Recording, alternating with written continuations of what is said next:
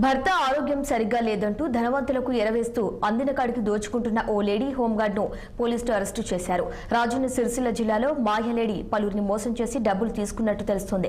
వేములవాడ దేవస్థానంలో ఏఈగా పనిచేసి రిటైర్డ్ అయిన ద్వారకా శేఖర్ దగ్గర హోంగార్డ్ అనుష 3,50,000 రూపాయలు అప్పుగా తీసుకున్నారు. 6 నెలల్లో తిరిగి ఇస్తానని ఇవ్వకపోవడంతో డబ్బుల గురించి బాధితుడు అనుషను అడిగాడు.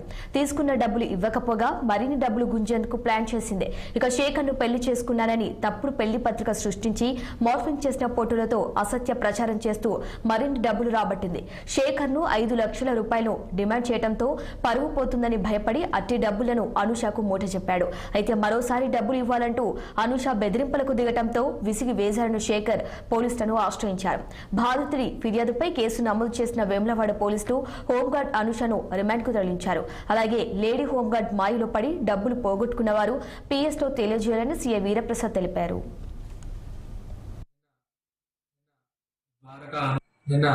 ద్వారకా అనుష అలియాస్ వనిత అనే హోంగార్డ్ గా పనిచేసినటువంటి ఆమె మీద నిన్న కేసు నమోదు చేసి జైలుకు పంపడం జరిగింది. ఈ వేములవాడకు చెందిన ద్వారకా శేఖర్ అనే వ్యక్తి ఇచ్చిన ఫిర్యాదు మేరకు ఈ కేసు నమోదు చేయడం జరిగింది. ఈ లేడీ హోంగార్డ్ ఏం చేస్తుందంటే బ్లాక్ మెయిల్ చేస్తుంది అన్నట్టు, ఎక్స్ట్రాక్షన్ చేస్తుంది.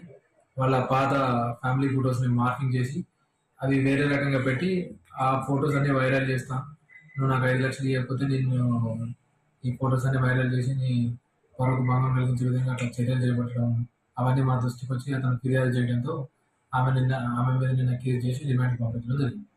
గతంలో ఏమైనా కంప్లైంట్స్ ఉన్నాయా?